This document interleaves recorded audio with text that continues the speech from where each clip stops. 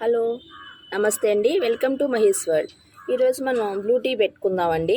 చూస్తున్నారు కదా ఈ పుష్పాలు, ఇవి శంకు పుష్పాలండి. వీటిని అపరాజిత పువ్వులు అంటారు, అలాగే ఇంగ్లీష్లో బటర్ఫ్లై పీ ఫ్లవర్స్ అంటారు. ఈ శంకు పుష్పాలు ఇట్లా తీగలా వస్తాయండి.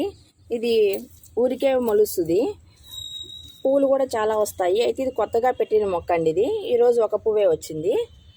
ఇవి ఒక గ్లాస్ వాటర్కి ఒక 5-6 పువ్వులు తీసుకుంటే సరిపోతుంది. ఇవన్నీ వేరే కుండీలో ఇంకొక మొక్క ఉంది. ఇక్కడ ఈ తీగకు కూడా ఒక పువ్వు వచ్చిందండి. ఈ రోజైతే 2 శంకు పుష్పాలు 2 అయితే ఉన్నాయి. ఈ దేవుని కూడా చాలా ప్రీతి అండి. ఇవి శివుడికి, శనీశ్వర స్వామికి బాగా ఇష్టమైన పూలు ఇవి. పెద్ద తీగ అయితే కనుకండి చాలా పూలు వస్తూ ఉంటాయి. ఇంకా ఎండబెట్టి మనం పువ్వుల్ని పొడిగా కూడా చేసుకుని పువ్వులు ఎన్ని టైంలో దాన్ని ఉపయోగించుకోవచ్చండి. ఇప్పుడు మనం బ్లూ టీ పెట్టుకుందామండి. ఇవి 2 రోజుల పువ్వులు అండి. నా దగ్గర చిన్న మొక్కే ఉంది. ఇవి 2 రోజుల పువ్వులు తీసుకున్నాను. ఒక గ్లాస్ వాటర్ తీసుకున్నాను.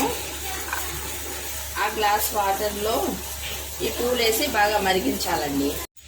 ఈ శంకు పూల కషాయం తాగటం వలన కొన్ని రకాల క్యాన్సర్స్ తగ్గుతాయండి, జుట్టు పెరుగుతుంది. చూసారు కదండి, నీళ్లు మరిగిన తర్వాత కలర్ చేంజ్ అయింది. శంకు పువ్వుల్లో 2 రకాలు ఉన్నాయండి, ఒకటి తెలుపు, ఒకటి నీలిరంగు.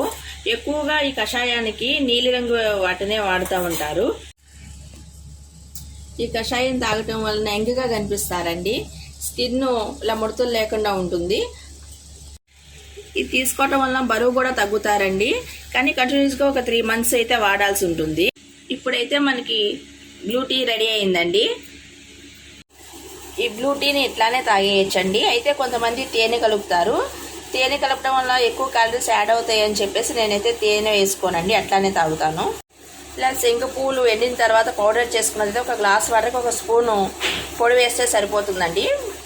నీళ్లు బాగా కాచి అందులో 1 స్పూన్ పొడి వేసి అట్లా తాగేయచ్చండి. అది ఎన్నో హెల్త్ బెనిఫిట్స్ ఉన్న శంకు పూల కషాయాన్ని మీరు ట్రై చేయండి. ఈ వీడియో కనుక మీకు నచ్చినట్లయితే లైక్ చేయండి, షేర్ చేయండి, సబ్స్క్రైబ్ చేసుకోండి. పక్కనే ఉన్న బెల్ ఐకాన్ని ప్రెస్ చేయండి. Thank you for watching.